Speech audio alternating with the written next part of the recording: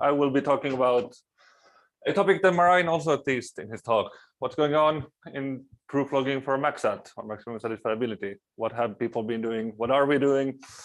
And what should we be doing in the future? And in many ways, this is a very nice talk to give because Marijn already did about half of it and Bart did the rest. But I'll see if I can fill in something. You can finish early now, right? Yes. Okay, so first the problem statement. We discussed this briefly on Monday. For me, MaxSAT is the problem of minimizing a pseudo-Boolean expression with positive coefficients, Boolean variables, subject to a set of clauses. And now, Jakob tells me that there are people who won't sort of believe that this is MaxSAT, that they want to see hard and soft clauses, but I can assure you this covers every single one of the MaxSAT definitions that I am aware of. Having said that, there are two specific things in this talk which will actually require me to treat this objective as a set of unit soft clauses like this. So we have positive variables there, setting them to true will give us cost. This corresponds to falsifying a clause containing the negation. But for the most part, it suffices to think of it as a linear objective subject to a set of clauses. As we've heard many times this week already, MaxSAT is a thriving and competitive optimization paradigm. I will be mostly talking about the field of SAT-based MaxSAT solvers for complete solving. That means solvers that aim to find the provably optimal solution. But there's also interesting stuff going on in what we call anytime solving. We heard two talks already, and also incremental solving, where you want to sort of solve many optimization problems efficiently. Each year, we see sort of papers come out with interesting applications of MaxSAT and also improvements in solver techniques. Okay, so this is hopefully the slide that I can go fairly quickly on. Just heard Bart explain what is a certificate of an optimization problem. You get a solution, you know that it's optimal, and you formalize this concept of there isn't going to be any better solutions, and then you prove a contradiction on that. Why do we want to do this? As is the case with many other paradigms, MaxSAT algorithms today are very complicated. They use a lot of interesting and difficult techniques. I'll name drop them in a minute. And this leads to them being fairly error prone. This is not unique to MaxSAT in any way. Already in 2016, we had a solver participate in the evaluation. That was the only one claiming optimality on an instance. An error which was noted only the next year when another solver was able to do a bit better and find an even lower cost solution. More lately, working with this proof logging, we've discovered bugs in commonly used MaxSAT solvers where they're performing reasoning without unsound reasoning, but reasoning that led to simplifications that happened to align with optimal solutions on every single one of our benchmarks. So all of the results were correct, but the reasoning was not. And this was caught by proof logging. All right, so when you sweep a whole lot of interesting details under the rug, you can represent SAT-based MaxSAT solving like this. And I'm using the sort of proof by reference dump to argue that this is what people have been doing. And this is the most effective way of solving MaxSAT instances arising in other applications. The idea here is that we use a CDCL SAT solver incrementally. We've heard nice talks about how they work. We query that solver on some kind of a working instance. I'll say a bit more in a second about the alternatives here. And then based on the result, we either modify the instance or are able to conclude that, yes, now we have the optimal solution, the minimum cost solution. And for this talk, specifics are not that important. What you should sort of know is that there are many different ways of doing it. The most natural way is what we call solution improving or SAT-unsat search. Here you ask the solver, find me a solution that has lower cost than what I already have. If it gives you one, good. We tighten that constraint, give me a better one. Goes and so on and so on and so on until the SAT solver says, no, now there are no better solutions. Then we know it's optimal. You can also do lower bounding search. You can use the fact that these SAT solvers can also give you unsatisfiable cores that in this context can be thought of as conflict clauses over your objective variables. So you can ask it, is there a solution of cost 0? Okay. For any interesting instance, it will say no, and it will give you a small conflict clause over your objective variables, which you can then use in different ways in order to relax the instance and allow slightly more cost to be incurred in subsequent iterations. The two main ways of doing this at the moment are so-called core-guided algorithms and the implicit hitting set-based algorithms. Core-guided algorithms put more work on the SAT solver and have it decide like increasingly complex cores, while the implicit hitting set solvers sort of externally compute suggestions on what could be the minimal solutions, and the SAT solver then checks them. Hopefully Nina will talk a bit more in detail about this, at least the core-guided solvers tomorrow. So the take-home message here for proof logging is that there's not one SAT-based MaxSAT algorithm that needs to be proof logged. These three exhibit somehow fundamentally different kinds of reasoning, which means that any kind of proof logging we want to develop should be able to support like different ways of finding optimal solutions. And the situation gets even more complicated when we start looking at solvers, actual implementations of these algorithms. There are many effective MaxSAT solvers nowadays, and most of them implement not only a single one of these algorithms, but different kinds of combinations of them. And to make the life of the proof logger even more difficult, they will also use a number of really sophisticated heuristics on top of this basic algorithm. And these are definitely non-trivial to proof log.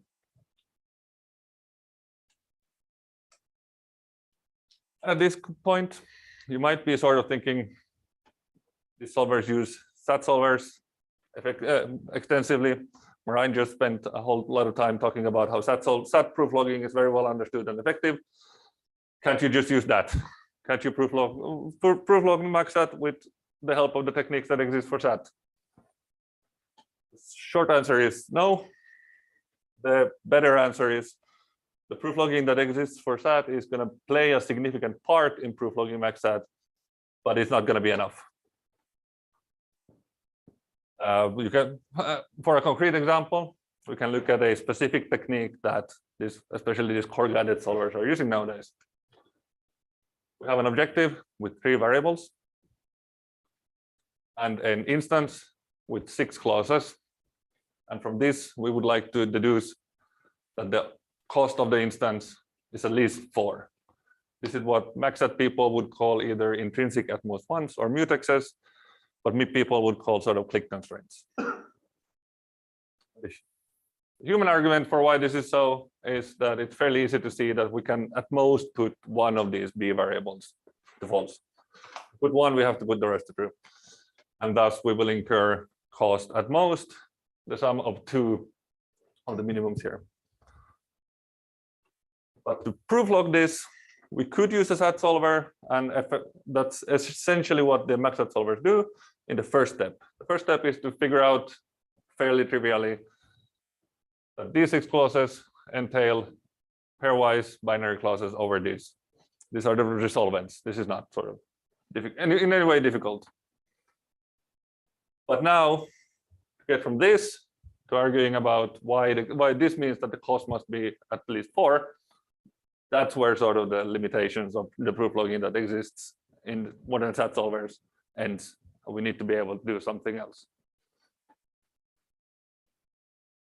Make this same point in another way. We can go back to the figure I just showed you. What do we need for proof logging a MaxSAT solver that looks like this? On the one hand, we need to be able to handle that side of the chart. This is the reasoning performed by a SAT solver. And this is very well understood today, very effective, all is good. But we also need to be able to handle this side. So we need to be certifying that the modifications that these algorithms make to the instance are sound and result in the SAT solver checking what we want it to check. And only when we can do both of these, then we can proof log SAT-based MaxSAT solver.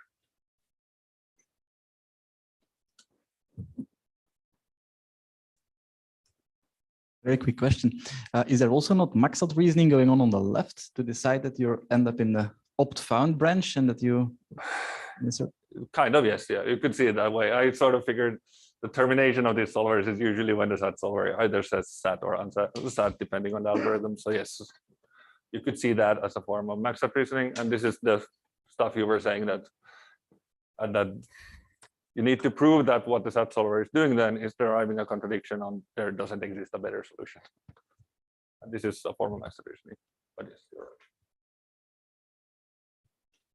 It's more of a high-level question. You call it SAT-based MaxSAT, but maybe it is better to call it unsat-based MaxSAT, right? Because you're going from... We also have solution improving search, which is sort of... which is...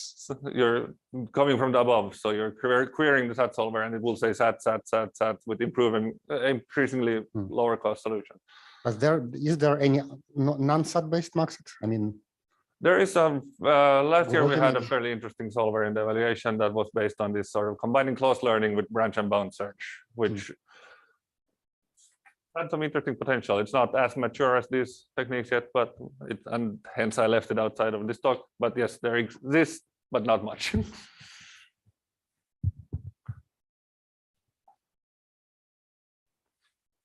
was a fairly good spot for questions because we're sort of in halfway. Next, we're going to be talking about proof logging methods. So at this point, what you should have sort of hopefully gotten from this is that SAT-based MaxSAT is a rich optimization paradigm. There are many different algorithms posing like unique challenges for proof logging, and we use SAT solvers extensively. And to proof log these, we need to sort of be able to handle the SAT reasoning, combine it with reasoning of costs, and reasoning over these intricate heuristics. Questions at this point?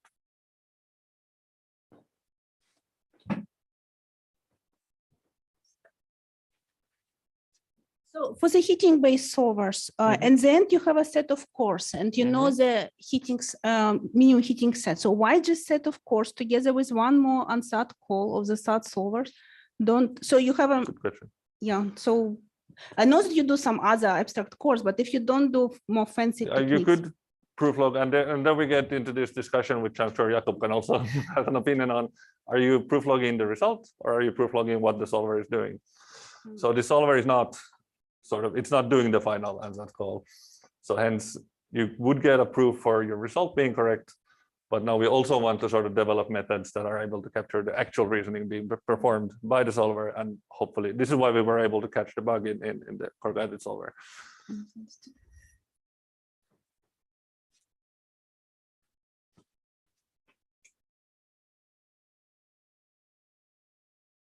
All right.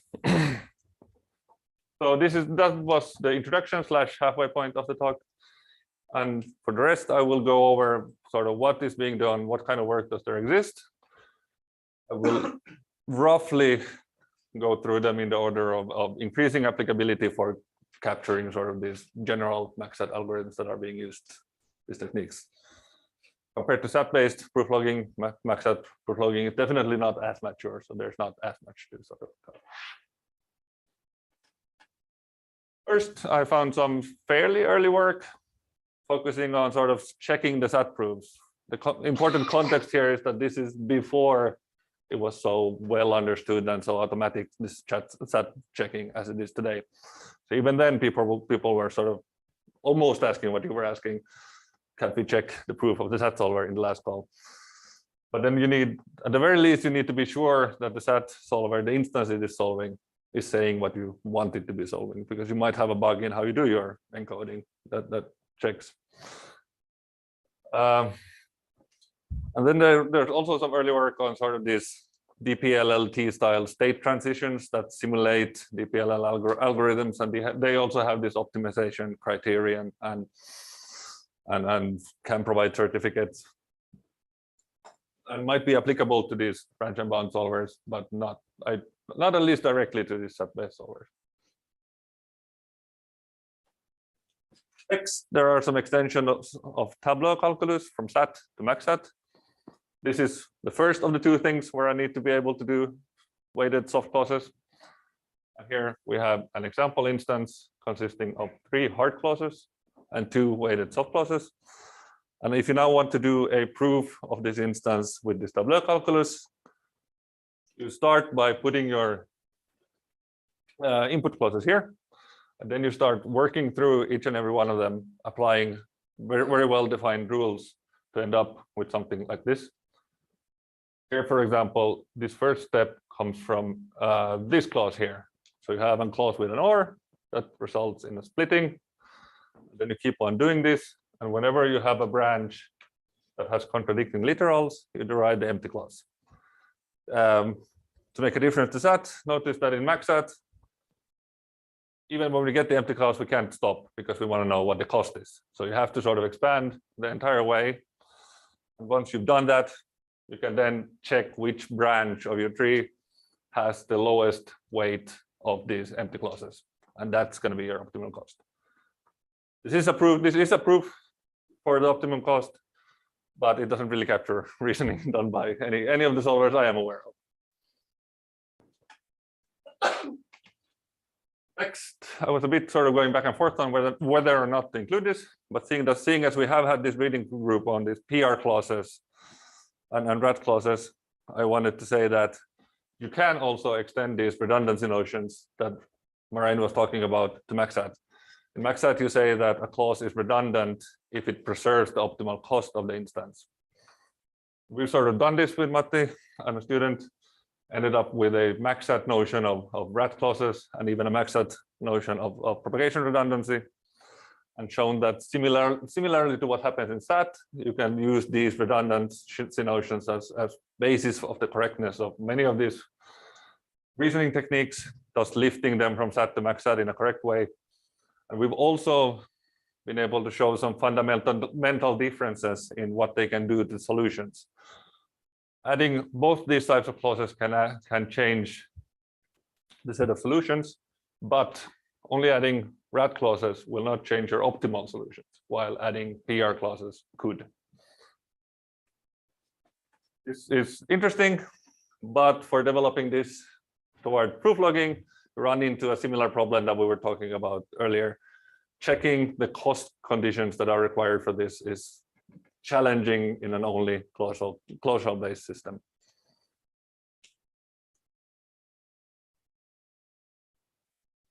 Then we have MaxSAT resolution. This is a very full slide, and the specifics of these rules don't really matter for this talk. This is an extension of resolution from SAT to MaxSAT. You get 3 different rules, and this is the second thing that I have to have weighted subclasses for. And an important difference between this and sort of resolution for SAT is that in MaxSAT resolution, you remove premises from your instance. So you apply a rule, you get the resolvent, and then you get these compensation clauses that make sure that your solutions are preserved, and then you remove the premises. This is a complete sound and complete proof system for MaxSAT, in the sense that if you have a set of weighted hard and soft clauses, you can always do a sequence of MaxSAT resolution steps to end up in something like this. Another formula F star, which is satisfiable, and all of the solutions to this F star will be optimal solutions to what you started with. And you derive the empty clause that has cost, the unsatisfiable empty clause that has cost exactly to the minimum cost of your instance. And this gives you a proof for MaxSAT. And but the challenge is then to figuring out what are these steps. There is some work on sort of taking a proof that a SAT solver gives you, turning that into a MaxSAT refutation, MaxSAT resolution refutation. But as far as I know, there are people who are better at this here than me. But as far as I know, there's no sort of way to always do that without maybe blowing up in size. But MaxSAT resolution has been used as basis for some core-guided algorithms that are actually used, and also as basis for like SAT proof systems. Just interesting work. And finally, surprising no one, you just heard Berg talk for half an hour how very PP can do optimization. So it's not very surprising that it can do MaxSAT as well. I won't repeat much of what Berg was saying. You take your clauses and you view them as linear inequalities. This is sort of negation now means 1 minus x. And once you do this, and access sort of cutting planes reasoning, the sort of fundamental challenge that these other systems had of reasoning with the costs comes almost for free. Now you can have the cost as a pseudo-Boolean expression, and you can do cutting plane reasoning on that. Where are we when it comes to proof logging in SAT-based MaxSAT with very PB? For this solution improving search, there are specific solvers already existing and sort of papers on how to certify these. The pseudo-Boolean encoding is the extra thing you add to the solver saying, give me a solution that's better than what you already have. And there are no sort of fundamental problems with doing this for any kind of solver you want to. You just need to do the encoding. Maybe at this point, specific might require a bit of work, but it can definitely be done. For guided search, we actually very recently had a submission on the so-called OLL algorithm, which is the most commonly used algorithm in core guided MaxSAT, showing how that can be proof logged. And Andy will talk about that on Monday in the SAT seminar. So come there if you want to hear the nitty-gritty details on how to use very PB in order to proof log MaxSAT. As for IHS, that's a very interesting sort of challenge. It does not exist yet, and the main challenge here is that the hitting set, the way in which we decide how to modify the instance, is computed by a MIP solver. So proof logging IHS as solvers as they exist today seems to require some kind of proof logging of MIP, which I know there is work on, but I also think there's nothing concrete yet.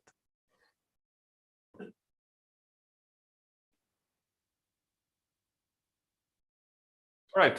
So what are the future directions? What are the challenges?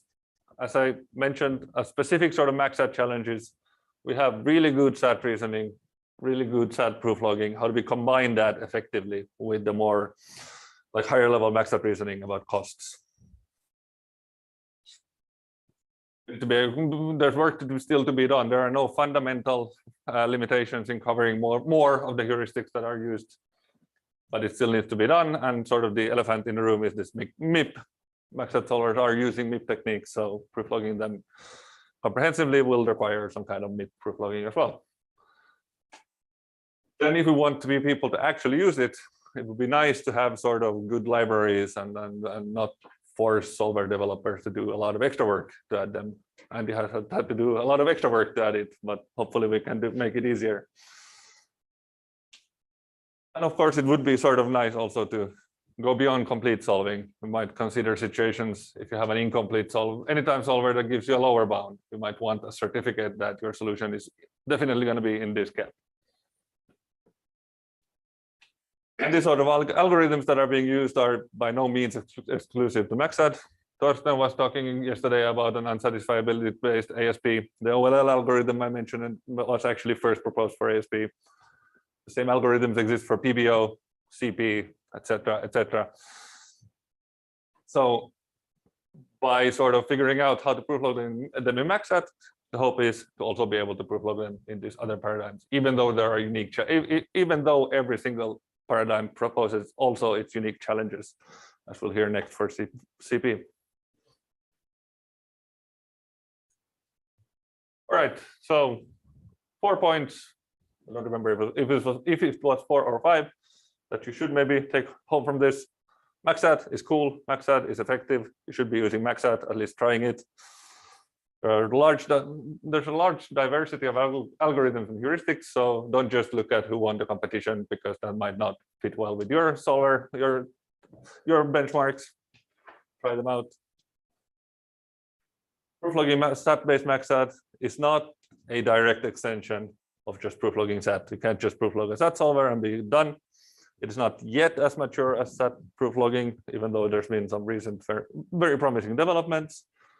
And there are many interesting future challenges to be solved. Thank you very much.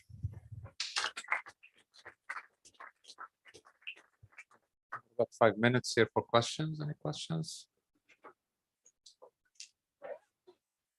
So, for example, in your solver, you have this step of guessing a core, like abstract core. How would you proof log that? This is a very specific question.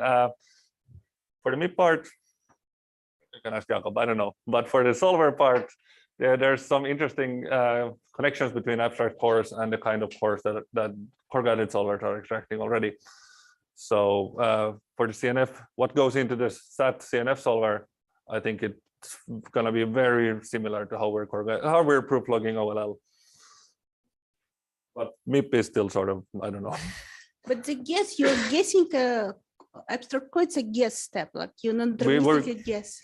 Okay, we're guessing the inputs to the abstraction set. Yes. And that doesn't matter. What we need to proof log is the core. So we can guess whatever we want. And then we use a SAT solver to show that that leads to a sort of implied clause. And this implication needs to be shown, but the guess itself does not, because there are no. No, because we can guess whatever we want. If you get a core, it doesn't matter what we guessed. So you were mentioning at the beginning of your talk that you were able to show that two solvers were buggy, but yet they were giving the ultimate solution. Were you able to learn anything from that? So, I mean, by looking at the error, did you have the opportunity to come up with an incomplete solver? No, we're on a very sort of technical level, but the reason is the bug arose from a few specific implementation choices in those solvers that are sort of non-standard, and I don't think they actually would sort of lead to anything concrete. We can talk offline in detail if you want to. Okay, but thank you. It's a very sort of low-level technical. Okay, just curious.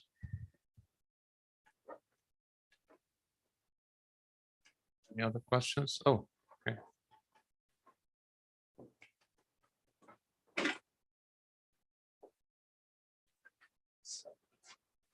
So just a remark, I think that for anytime algorithms which do not claim completeness, you don't really need proof logging because there is a solution, right?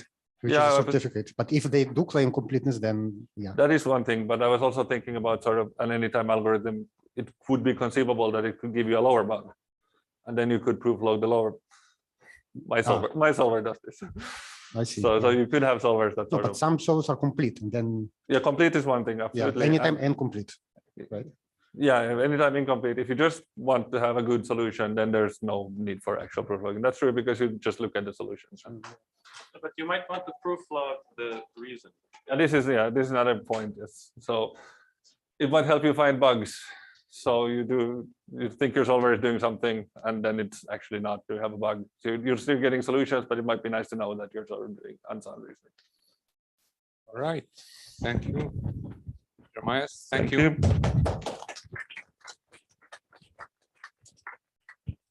And now it's Matthew.